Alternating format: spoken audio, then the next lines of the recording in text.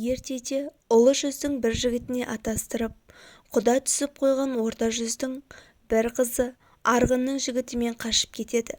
Екі ел арасында жесір дауы басталады. Бірінің жылқысын бірі барымталап, төбелес жанжал шығады.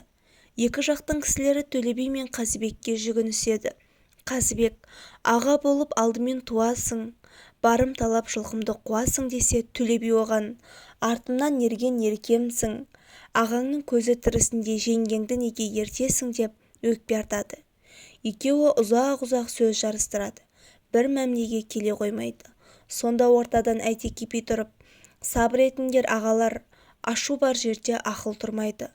Ашу деген ағын су, алдын ашсаң арқырар, ақыл деген дария, алдын тоссаң тоқырар.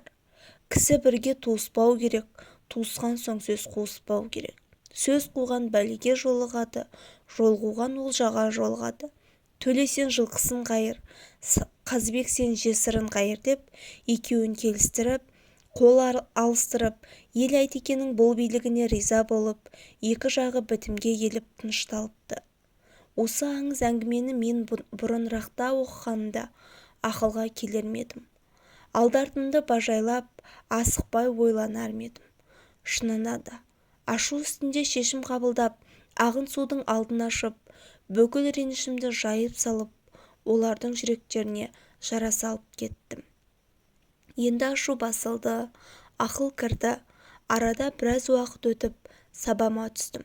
Ойланып, жасаған әрекетімді саралап қарасам, мен нақұрыс, ақымақ болған екенмін.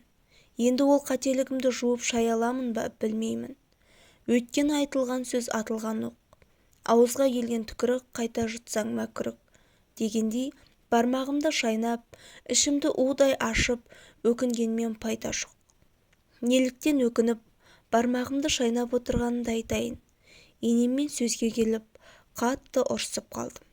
Ұрысты алдымен бастаған өзім. Күйеуім екеуміздің арамыздағы аздаған кикілжің осылай үлкен дауға айналып, соңында ажырасумен аяқталар деп күтпеген едім.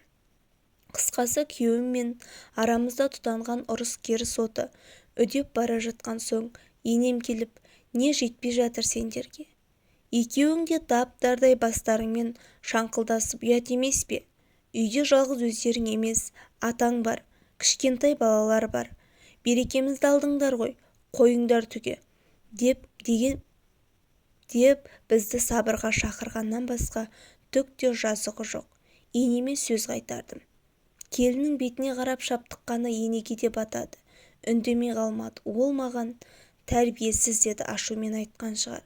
Мен де әрі қарай қазбалап, келін болған күннен қазіргі күнге дейінгі ірілі-ұсақты тізбектеп, айыптарын бетіне бастым. Осы күнге дейін биязы болып келген менен мұндайды күтпесе керек. Жай ғана қой дегенге қоймадым. Анасына қарап шатынап тұрған әйелді еркек не істеуші еді? Бірақ ол маған қол көтерген жоқ. Үйден кет деді. Бір ауыз сөзге шыдамай, мен де кетсем қайтып келмеймін дедім. Ол да маған сол керек, қараңды батыр деді. Жиналып, балаларымды алып, төркініме кетіп қалдым. Мен үйден шығып бара жатқанда немерелеріне жабысып, кетпе деп жалына бастаған енемді жалына түссін дегендей сілкіп тастап шығып кеттім.